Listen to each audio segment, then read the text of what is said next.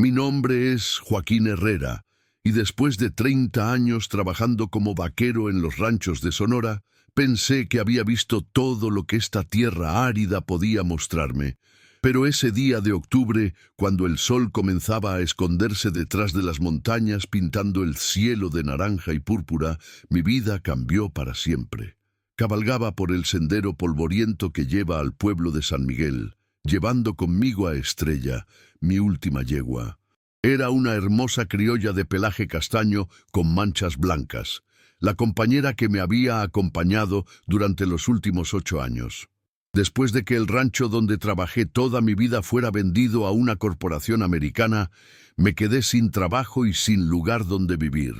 A mis 52 años, con las rodillas adoloridas y las manos curtidas por décadas de trabajo duro, no tenía más opción que vender a Estrella para conseguir dinero suficiente para llegar a la capital y buscar trabajo. El corazón se me encogía cada vez que miraba sus ojos inteligentes.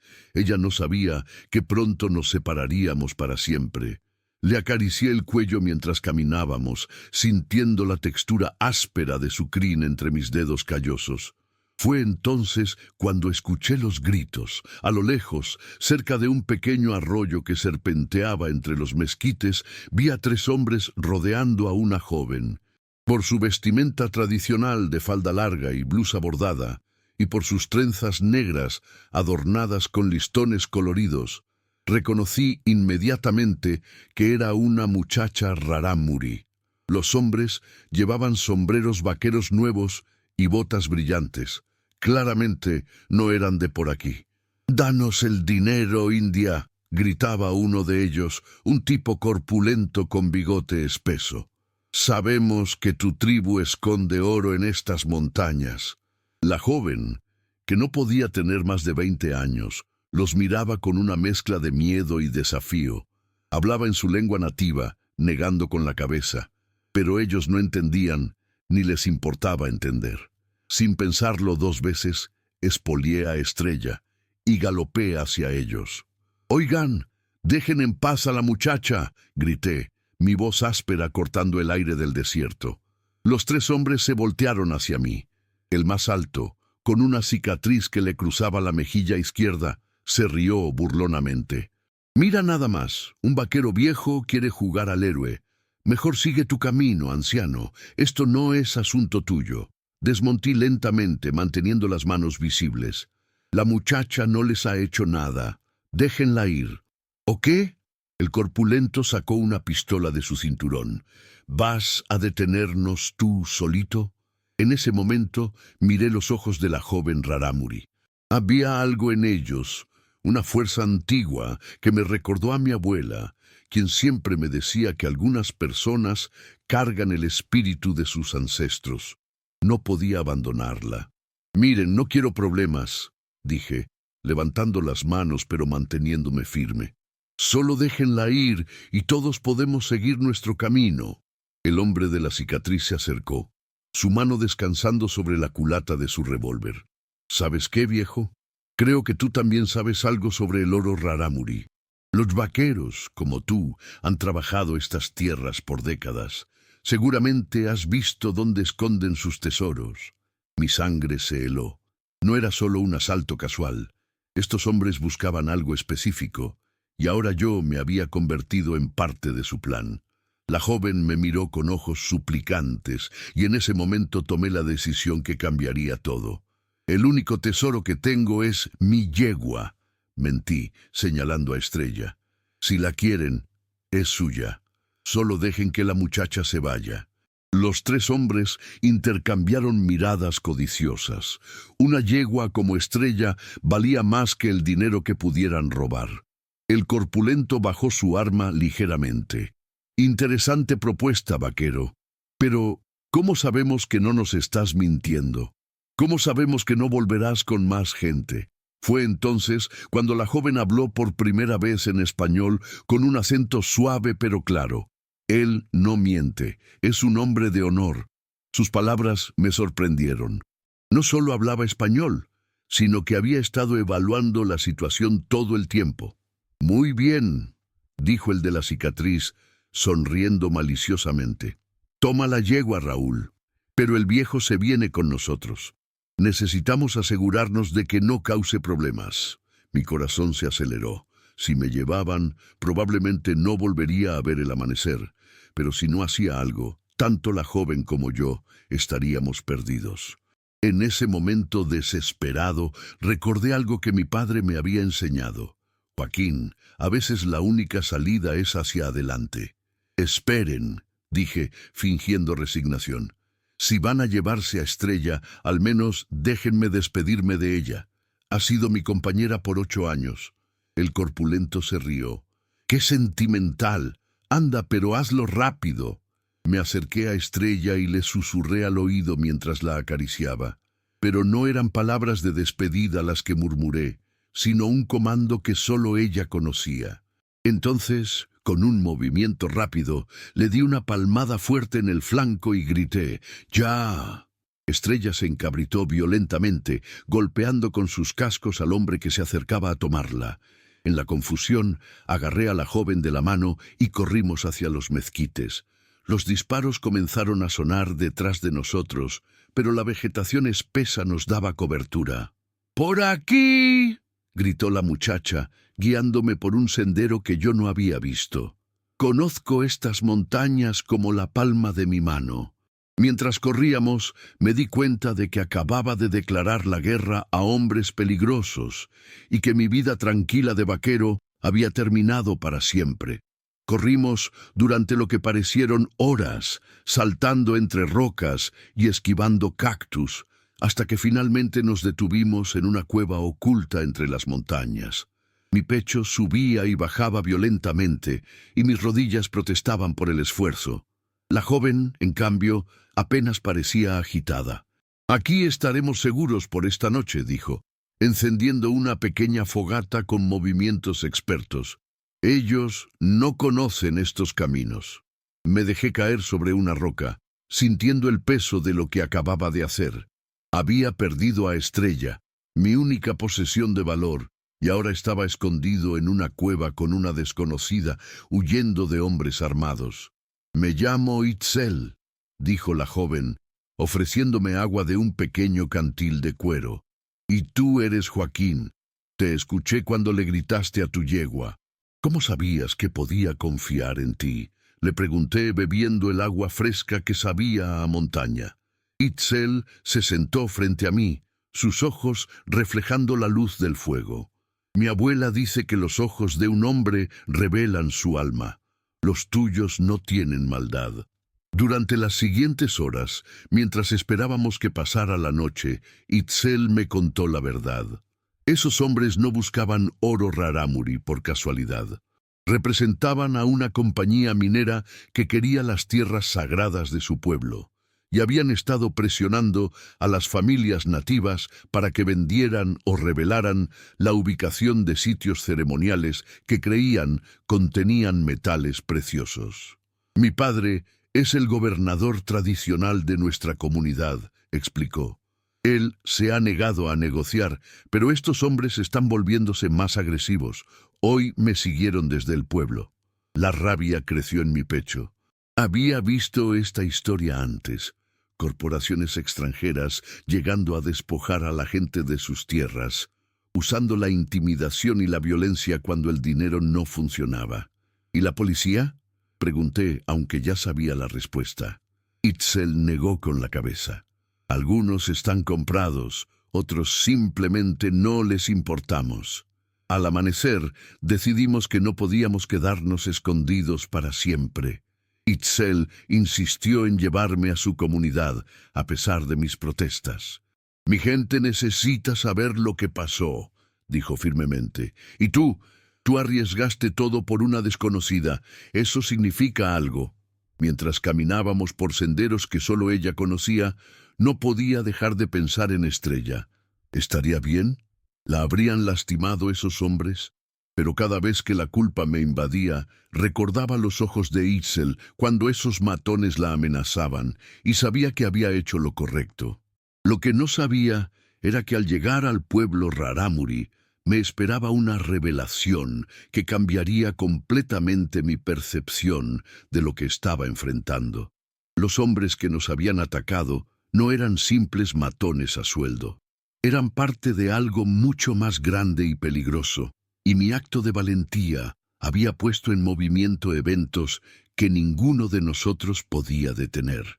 El pueblo Rarámuri se extendía por una meseta natural entre las montañas, con casas de adobe y madera que parecían crecer de la misma tierra. Cuando llegamos, varios hombres y mujeres se acercaron corriendo hacia Itzel, hablando rápidamente en su lengua nativa. Sus rostros mostraban alivio mezclado con preocupación. Un hombre mayor, de cabello completamente blanco y ojos profundos como pozos antiguos, se acercó a nosotros. Su presencia irradiaba una autoridad natural que reconocí inmediatamente. «Papá», dijo Itzel, abrazándolo. «Este es Joaquín, el vaquero que me salvó». El hombre me estudió con una intensidad que me hizo sentir como si pudiera ver directamente mi alma. Finalmente asintió y me extendió la mano. «Soy Aurelio Batista, gobernador tradicional de esta comunidad. Mi hija me ha contado lo que hiciste». Su español era perfecto, con apenas un ligero acento. «Pero me temo que tu acto de valentía nos ha traído consecuencias que no esperábamos». Me llevó hasta el centro del pueblo, donde se había reunido un grupo de ancianos. En el suelo extendieron un mapa detallado de la región, marcado con símbolos que no reconocía. «Joaquín», dijo Aurelio, señalando varios puntos rojos en el mapa. «Los hombres que enfrentaste trabajan para la Corporación Minera del Norte. Durante los últimos 6 meses han estado comprando tierras de manera agresiva por toda la sierra. Pero no buscan cualquier tierra».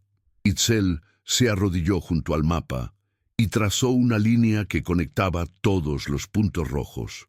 «Buscan esto», dijo, señalando una serie de símbolos antiguos.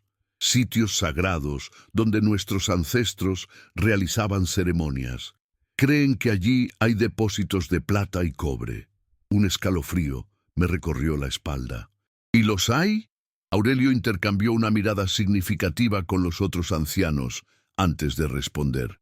«Sí, los hay. Pero no es solo eso, Joaquín. Esas minas fueron selladas por nuestros antepasados por una razón muy específica. El metal que contienen está mezclado con minerales tóxicos que pueden contaminar toda la cuenca del río». La magnitud de lo que estaba escuchando me golpeó como un puño en el estómago. No se trataba solo de unos matones intimidando a una joven. Era una conspiración que podía destruir todo el ecosistema de la región. «Pero hay algo más», continuó Aurelio, su voz volviéndose más grave. «Anoche, después de que ustedes escaparan, esos hombres fueron al pueblo de San Miguel, preguntaron por ti, Joaquín. Ofrecieron una recompensa de 10,000 pesos por información sobre el vaquero que interfirió en sus asuntos. Mi sangre se heló. ¿Qué están diciendo?». Itzel puso su mano sobre mi brazo y sentí una calidez extraña ante su toque. «Están diciendo que ya no puedes regresar a tu vida anterior. Estos hombres no olvidan y tienen recursos para encontrarte donde sea que vayas». Aurelio asintió gravemente. «La corporación tiene contactos en el gobierno estatal. Si te entregan a las autoridades, inventarán cargos contra ti. Robo de ganado, agresión, lo que sea necesario para silenciarte». Me quedé en silencio, procesando la realidad de mi situación. En menos de 24 horas había pasado de ser un vaquero desempleado a ser un fugitivo, perseguido por una corporación poderosa. Y lo peor de todo era que no me arrepentía de mi decisión. «¿Qué opciones tengo?», pregunté finalmente. Aurelio sonrió por primera vez desde que lo conocí, pero no era una sonrisa alegre. Era la sonrisa de un guerrero que se prepara para la batalla. «Tienes 2 opciones, Joaquín Herrera. Puedes huir hacia el sur, cambiar tu nombre y esperar que nunca te encuentren. O puedes quedarte y ayudarnos a luchar contra esto». Miré a los ancianos reunidos alrededor del mapa. sus rostros curtidos por décadas de resistencia, y supe cuál era mi respuesta antes de pronunciarla. «Me quedo», dije, mi voz sonando más firme de lo que me sentía por dentro. «Estos hombres no pueden salirse con la suya». Durante los siguientes días, Aurelio me explicó su plan. La comunidad rarámuri tenía aliados en otras tribus de la sierra, y juntos habían estado documentando secretamente las actividades ilegales de la corporación. Tenían evidencia de sobornos, amenazas y contaminación de arroyos. El problema era hacerla llegar a las autoridades federales sin que los contactos locales de la corporación la interceptaran. «Tú conoces los caminos de los ranchos», me dijo Aurelio, «y tienes credibilidad como vaquero mexicano. Podrías ser nuestro enlace con el mundo exterior». Me sentí útil por primera vez en meses. Durante una semana trabajé con Itzel, organizando rutas seguras y puntos de contacto.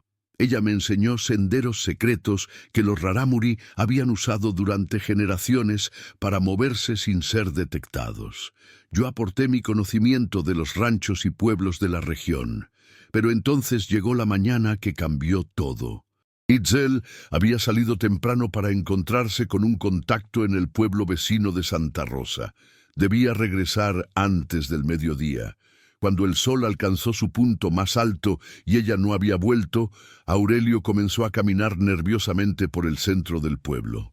A las 3 de la tarde, un niño rarámuri llegó corriendo desde las montañas, gritando en su lengua nativa.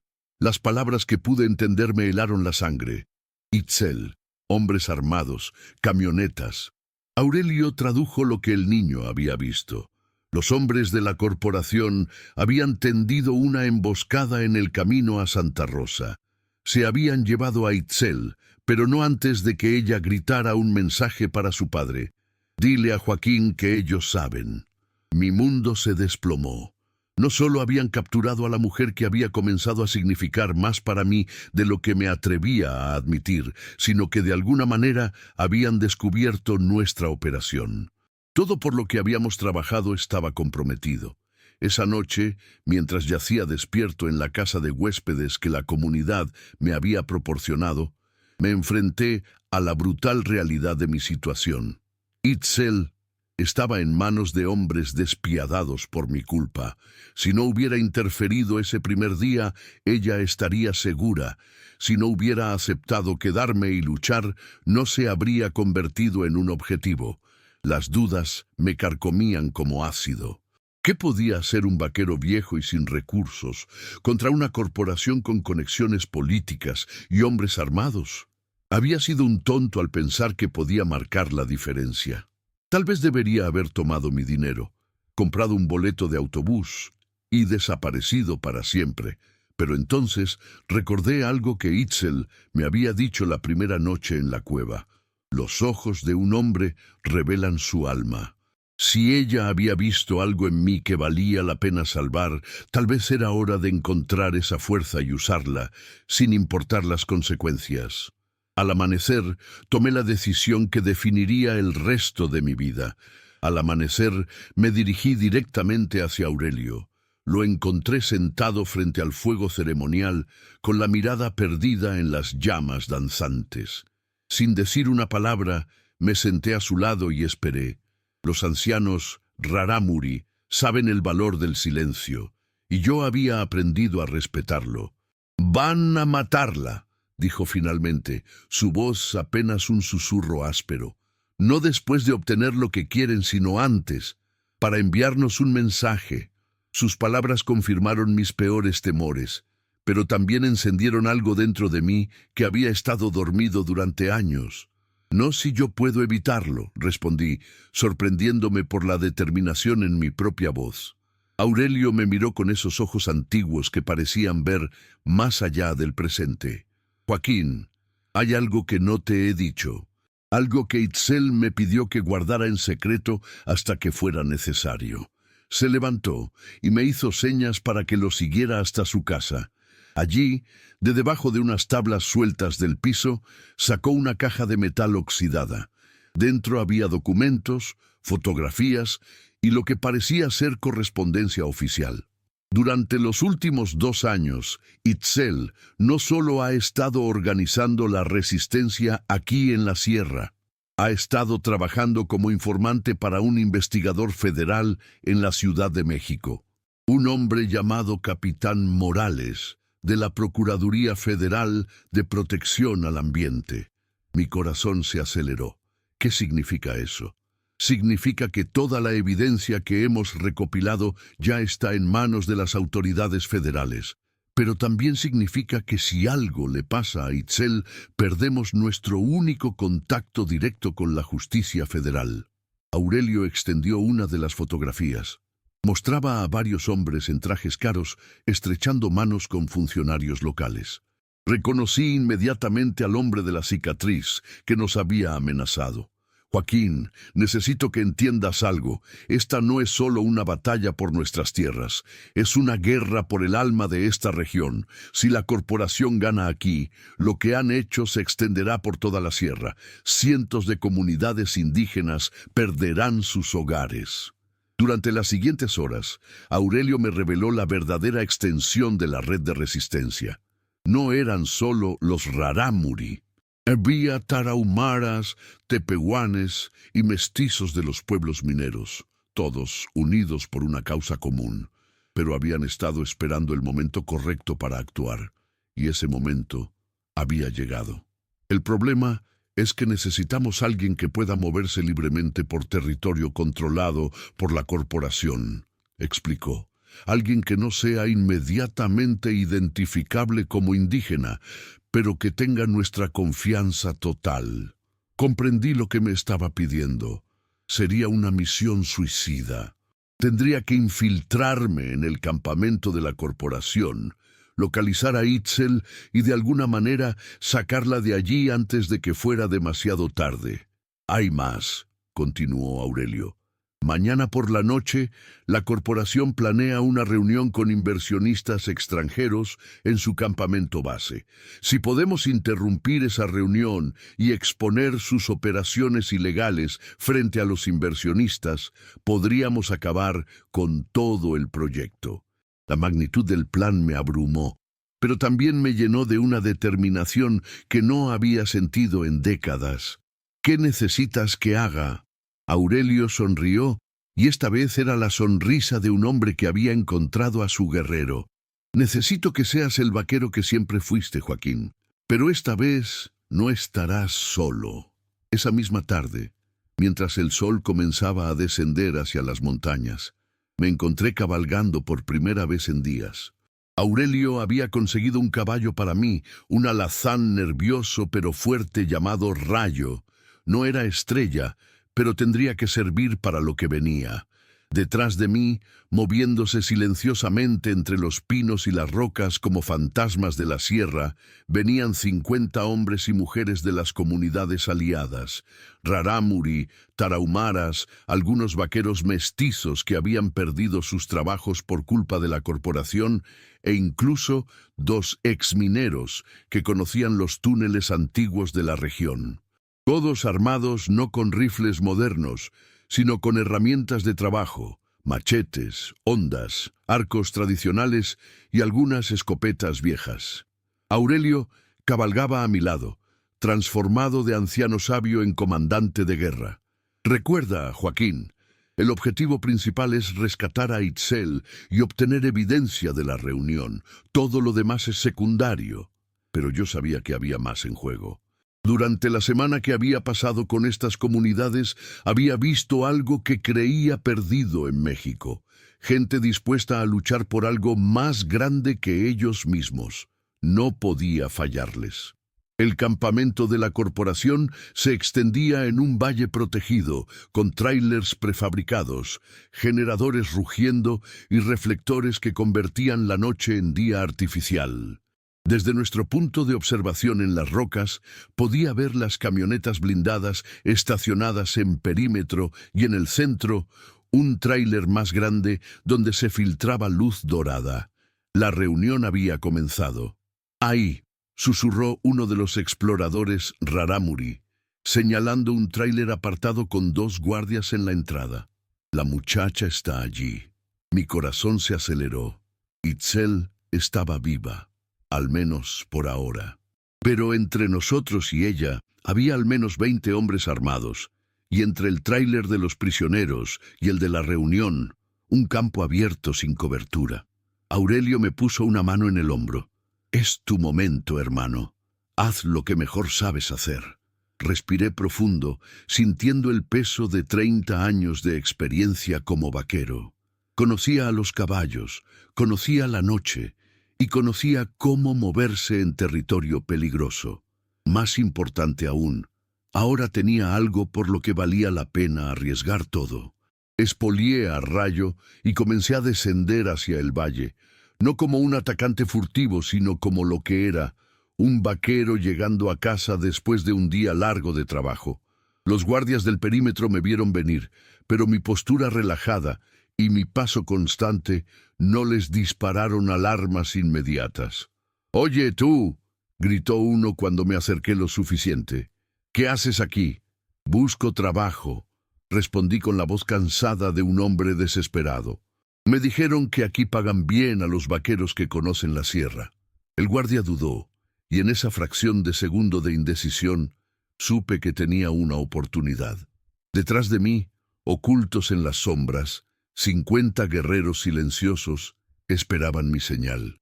Todo dependía de los próximos minutos. El guardia bajó su arma ligeramente, claramente confundido por mi aparente docilidad. «¿Trabajo? ¿A estas horas de la noche?» «Vengo de lejos, amigo», respondí, desmontando lentamente. «Escuché que mañana temprano salen expediciones a la sierra y necesitan guías locales». Mientras hablaba, noté que el segundo guardia se había relajado también. Era el momento. Silbé suavemente, el mismo sonido que usaba para llamar al ganado, y las sombras de las montañas cobraron vida. Lo que siguió fue como una danza perfectamente coordinada. Los guerreros rarámuri se movieron como el viento entre los trailers, desarmando guardias antes de que pudieran gritar. Los vaqueros mestizos cortaron las líneas de comunicación, mientras los exmineros usaron su conocimiento de explosivos para crear distracciones en el lado opuesto del campamento. Corrí hacia el tráiler donde tenían a Itzel, derribando la puerta de una patada. La encontré atada pero consciente, sus ojos brillando con una mezcla de alivio y admiración. «Sabía que vendrías», susurró mientras cortaba sus cuerdas. «Nunca dudé de ti», respondí, ayudándola a ponerse de pie. Pero nuestra misión apenas comenzaba. Mientras Aurelio y sus hombres aseguraban el perímetro, Itzel y yo nos dirigimos al tráiler principal donde se celebraba la reunión. A través de las ventanas podíamos ver a hombres en trajes caros examinando mapas y documentos. «Ahora», murmuré y entramos como una tormenta del desierto. Los inversionistas extranjeros se quedaron petrificados cuando irrumpimos, seguidos por Aurelio y 2 de sus guerreros más intimidantes. El hombre de la cicatriz trató de alcanzar su arma, pero ya era demasiado tarde. «Señores», anunció Aurelio en perfecto inglés, dirigiéndose a los inversionistas aterrorizados, «permítanme mostrarles lo que realmente están financiando». Itzel desplegó sobre la mesa las fotografías de ríos contaminados, familias desplazadas y documentos que probaban la corrupción. La expresión en los rostros de los inversionistas cambió de confusión a horror cuando comprendieron que habían estado a punto de financiar un desastre ambiental y cultural. 3 meses después, me encontré cabalgando por las mismas montañas donde todo había comenzado. Pero ahora todo era diferente. La investigación federal había resultado en arrestos masivos y la cancelación del proyecto minero. Las comunidades indígenas habían obtenido títulos legales sobre sus tierras ancestrales, y yo había encontrado algo que no sabía que estaba buscando, un propósito. Itzel y yo habíamos desarrollado algo hermoso juntos. una asociación que iba más allá de la aventura que compartimos. Ahora trabajábamos coordinando programas de turismo ecológico que permitían a las comunidades generar ingresos mientras protegían su cultura. Y Estrella había regresado. Los federales la encontraron en el campamento abandonado de la corporación y me la devolvieron. Verla galopar libre por estos valles otra vez me recordaba que algunas cosas valen la pena, cualquier sacrificio. Mientras contemplo estas montañas al atardecer, me doy cuenta de que mi historia es solo una entre muchas que suceden cada día en lugares donde la gente común decide que no va a quedarse callada ante la injusticia.